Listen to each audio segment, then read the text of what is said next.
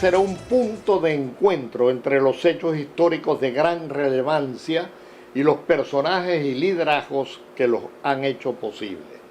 Cada evento significativo de la historia pasada, presente y, por qué no, también de los que vienen, de los que están por venir, tienen sus correspondientes protagonistas. Allí estaremos nosotros para analizarlos y aprender de los mismos, de tal forma que todos tengamos un mejor futuro. Por lo tanto, le damos la mejor de las bienvenidas a todos con nuestro primer programa, que se referirá a los dramáticos acontecimientos del 23 de enero de 1958 que provocaron la caída de la dictadura de Marcos Pérez Jiménez. Este acontecimiento cerró un ciclo en la historia política de Venezuela. Un intenso y extenso movimiento cívico-militar había derrotado a un régimen militar autoritario en grado superlativo, terriblemente represivo en lo político, estatista y muy centralizador. Durante una década gobernó al país con etapas y acentos perfectamente identificables. Un aire de alegría libertaria se apoderó de la nación al ser derrocada la dictadura. Los presos políticos recobraron la libertad, los exiliados pudieron regresar libremente a su patria. Cesaron las persecuciones, torturas y asesinatos por razones políticas y los partidos fueron legalizados para que actuaran a la luz pública. ¿Cómo se llegó allí? ¿Cómo se gestó la rebelión del pueblo? ¿Cómo se logró derrocar a la dictadura? Las consecuencias inmediatas de los acontecimientos del 23 de enero de 1958 forman parte de lo que hoy vamos a tratar con un excelente protagonista del liderazgo zuliano. Me refiero al doctor Julio Portillo, abogado, politólogo, embajador, presidente de la Academia de la Historia, profesor universitario de Derecho Internacional y muchas otras cosas más. Julio, sería muy interesante saber dónde estabas tú cuando se corrió en toda Venezuela la voz de que la dictadura había sido derrocada. A pesar de tu corta edad, ¿tuviste conciencia del significado histórico de ese acontecimiento? Primero, Fernando, déjame felicitarte por esta iniciativa con estos programas que enseñan a la juventud venezolana cuál es la historia contemporánea de Venezuela. Sí, yo tenía 14 años de edad, estaba aquí en Maracaibo y fue como a las 2 de la mañana que nos enteramos de la caída del dictador. Mi papá y mi mamá prendieron el carro y salimos para mi mamá era la directora del grupo escolar Carmelita Morales y salimos hacia allá para quitar los cuadros de Pérez Jiménez y de Doña Flor, que eran obligatorios tenerlos en las escuelas, como hacen siempre los dictadores, ¿no? Y de allí salí, de allí regresé y atrevidamente me fui hasta la Plaza Bolívar de Maracaibo, donde detrás de la gobernación, en lo que era el cuartel de policía, empezaron a salir los presos políticos, lo mismo que de la cárcel de Maracaibo, y llegaron allí 3 personajes que los debo mencionar porque eran zulianos ilustres y 2 de ellos llegaron incluso a la gobernación del estado Zulia: Omar Baral, Gilberto Urdaneta Besón y Vinicio Nava Urribarri. Ellos encabezaron los movimientos civiles que se dieron en Maracaibo para ayudar pues a que el pueblo entendiera lo que estaba pasando en aquel momento. Mira, ¿sabes por qué te hago esa pregunta? Porque más o menos a esa hora el timbre de la casa de nosotros sonó. ¿Y sabes quiénes eran? Luis Aparicio el Grande y Ernesto Aparicio con una botella de champaña festejando la caída de la dictadura. Por eso te hice la pregunta. Ahora, entrando a fondo en el tema, tú podrías hacer una síntesis de las consecuencias inmediatas de ese evento histórico del 23 de enero? Yo creo que en principio tenemos que referirnos, Fernando, a el panorama político que tenía no solamente Venezuela, sino toda la América Latina.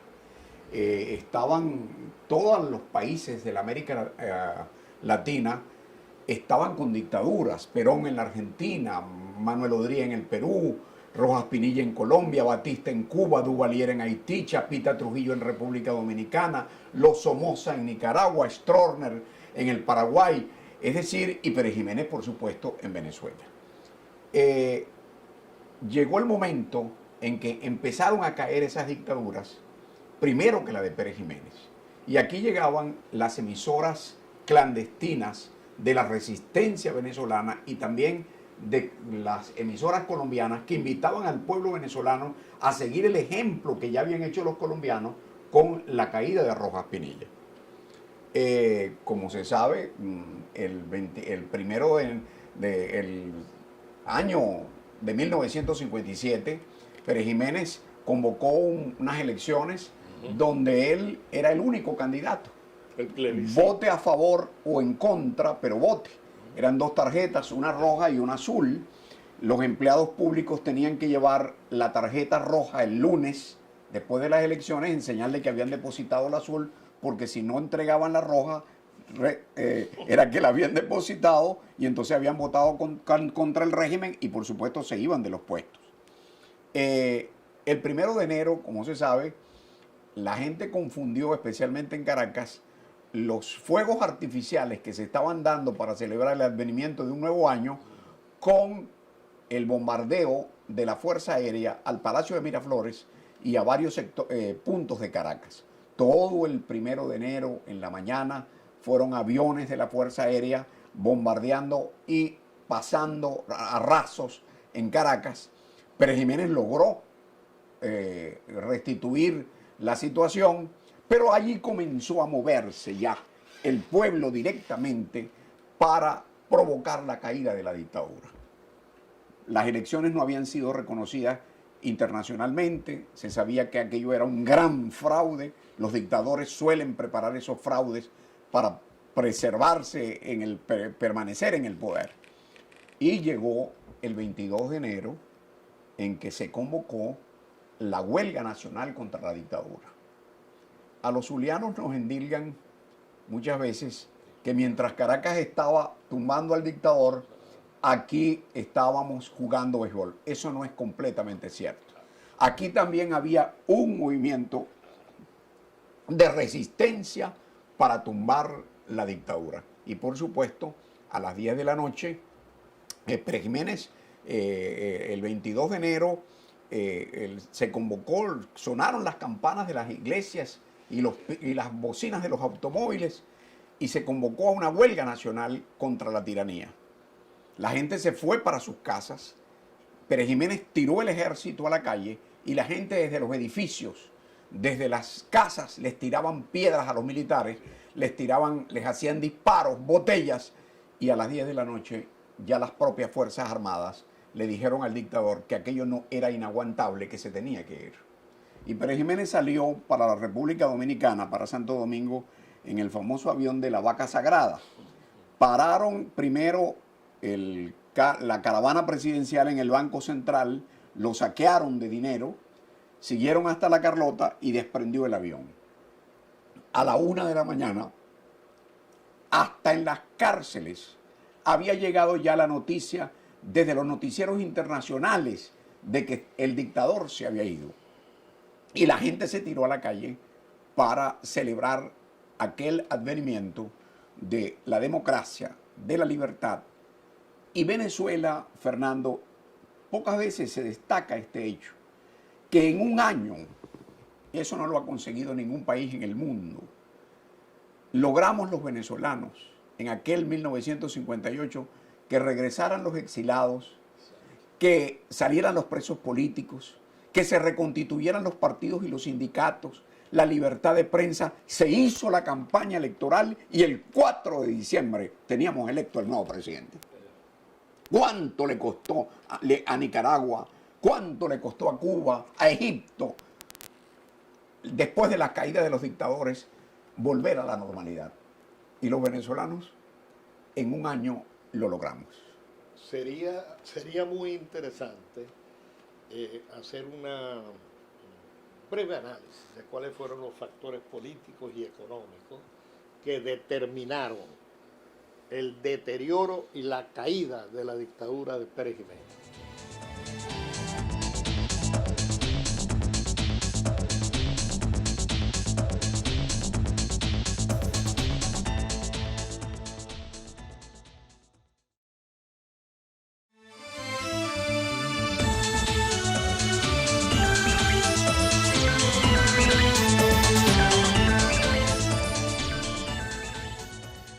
Continuamos en esta entrevista con el doctor Julio Portillo. Dejamos una pregunta en el aire, en el sentido, bueno, Julio Portillo ya lo hemos presentado, ¿no? Dejamos la pregunta en el aire de cuáles fueron los factores fundamentales de tipo político y económico que determinaron la caída de la dictadura de Pérez Jiménez. Mira, Fernando, me parece muy interesante la pregunta. Económicamente, los precios del petróleo habían bajado. El comercio de Caracas, fundamentalmente, se encontraba sin pagos efectivos del gobierno. Y la persecución del régimen no se había circunscrito solamente hacia los políticos y hacia los partidos, sino que también la había emprendido contra empresarios al punto de que el propio Eugenio Mendoza estaba con Betancourt, Villalba y Caldera en Nueva York e iba a ser el presidente de la Junta de Gobierno que sustituyó la dictadura. Y también, por supuesto, otros grupos de presión, los sindicatos y sobre todo también la iglesia, que ya desde el mes de mayo, con la pastoral del arzobispo de Caracas, Monseñor Arias Blanco, había pedido el aumento de sueldo para los trabajadores y había denunciado a la dictadura. Esta es una cosa muy importante porque cuando salen los presos el 23 de enero, también entre los presos había no solamente políticos, comerciantes, sino que también había sacerdotes. De manera pues que Pérez Jiménez tenía en su contra casi todos los grupos de presión. Por supuesto, tenemos que significarlo, también había un ambiente internacional ya en casi toda la América Latina contra los regímenes militares. Mira, y sí, en la parte económica fue fundamental lo que tú acabas de decir, porque hubo una caída en los precios del petróleo, eso trajo una disminución del ingreso fiscal, y bueno, y fue la cadena, ¿no?, que terminó afectando al empresariado que había sido aliado del gobierno, ¿no? Ahora, dime una cosa, ¿qué crees tú que debemos nosotros aprender de esa experiencia del 23 de enero que fue tan especial? Sobre todo ahí tú hablaste de la reunión de Nueva York que después se complementó con el pacto de punto fijo. ¿Podríamos comentar un poquito de eso? Yo creo que tú estás señalando un punto muy importante. Los partidos políticos se pusieron de acuerdo y entendieron que a las dictaduras se les tumba, se les derroca cuando hay previamente una unión. Y los partidos políticos se comprometieron mediante el pacto de punto fijo, que, por cierto, no es punto fijo en Estado Falcón, sino que fue la quinta de Caldera, la quinta punto fijo en Sabana Grande, donde se firmó ese pacto, donde los partidos políticos se comprometían a reconocer al ganador y a estabilizar la democracia. Y así lo hicieron. Y el gobierno de Betancourt, que ganó las elecciones limpiamente, fue inmediatamente reconocido por todos los partidos. Y en el primer gabinete de Betancourt hubo ministros de todos los partidos políticos. Fernando, era que Venezuela estaba unida y estaba convencida de que había que estabilizar la democracia, que quizás lo que nos está faltando en este momento. Obviamente que nos está faltando mucho de eso. Ahorita hace mucha falta, ¿cómo te diría yo?, más nobleza, unión. Menos egos, más unión, ¿no? Y más tener por encima de todo al país. Mira, ¿qué te parece a ti si nosotros hacemos una reflexión sobre la parte moral, ética del 23 de enero? Mira, el gobierno de Pérez Jiménez era un gobierno que ya estaba muy corrompido y había el convencimiento en todos los partidos políticos de que la estabilización de la democracia tenía que ir unida a la parte ética, a la parte moral, a la anticorrupción. Pero quiero referirme a algo muy, muy significativo. El gobierno de Betancur no fue un gobierno fácil. Tuvo alzamientos militares en Carúpano, en Puerto Cabello, se le alzó el ministro de la Defensa en San Cristóbal, el ataque de Fidel Castro por las playas de Machurucuto en el estado Falcón, el atentado en los próceres contra Betancur, aupado desde la República Dominicana por el dictador Chapita Trujillo. Betancur, yo soy de los que cree que si nosotros no hubiéramos tenido un presidente como Betancur el 23 de enero, quizás hubiera regresado Pérez Jiménez, porque no, haciendo objetivo, tenemos que decir que Pérez Jiménez salió electo senador, pero había el convencimiento de que lo que había que hacer en ese momento era estabilizar la democracia. Y Betancur, hay un hecho muy importante que pocas veces se destaca, que es que se reunió con los militares en Maracay, y un coronel se le levantó y le dijo: mire, Betancur, ¿usted que es enemigo de las Fuerzas Armadas? Y Betancur le dijo con carácter: para la próxima vez me llama presidente, porque soy el presidente electo de los venezolanos. Yo no soy enemigo de las Fuerzas Armadas, pero todos ustedes van para los cuarteles, que es donde tienen que estar. Y logró, Fernando, meter a los militares en los cuarteles, en las fronteras, que es donde tienen que estar, y no vendiendo caraotas, sembrando, hechos cargos de hospitales, de escuelas, de liceos, como está ocurriendo desgraciadamente en este momento.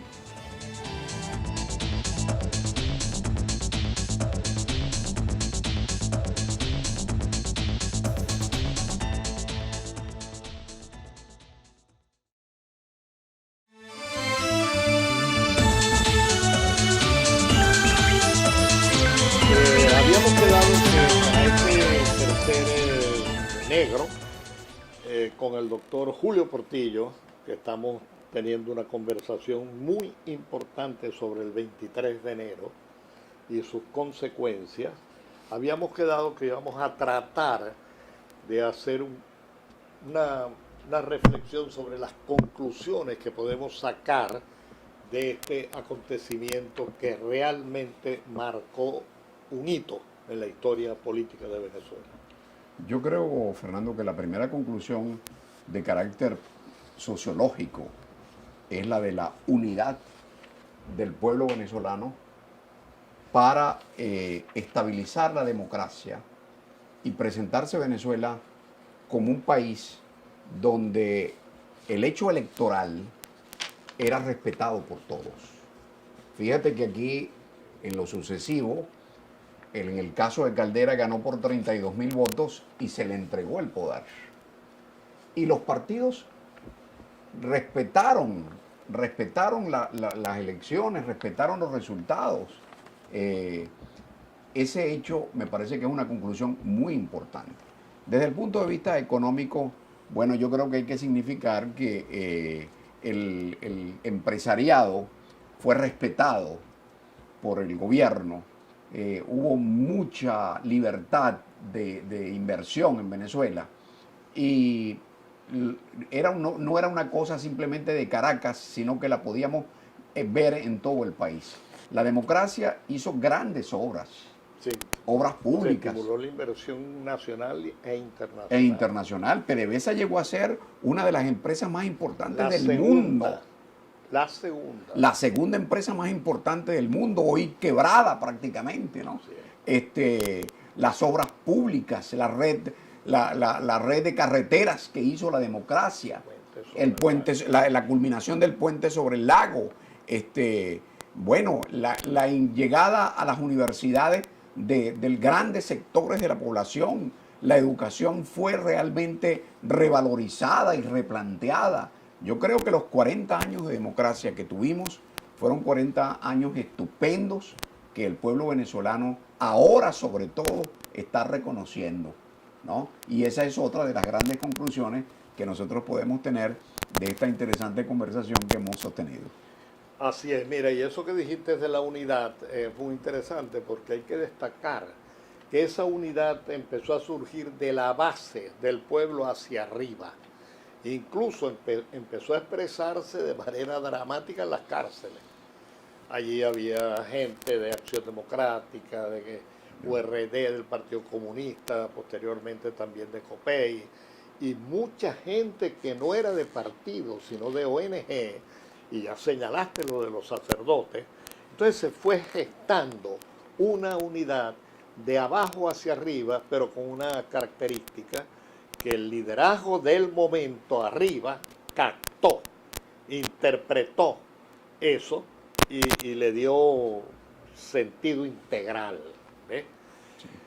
Y sobre todo, Fernando, las Fuerzas Armadas se convencieron de que por la moral del país no se podía seguir sosteniendo en el poder a un dictador desprestigiado internacionalmente, ¿no? Yo creo que ese es un gran aprendizaje que las Fuerzas Armadas en este momento deben volver a reflexionar sobre lo que significa no tener en la jefatura del Estado una persona que pueda ser referencia mundial, referencia internacional. Yo creo que eso es una cosa sumamente importante. Así es. Mira, y hay otro detalle que vale la pena destacar ahorita en estas conclusiones.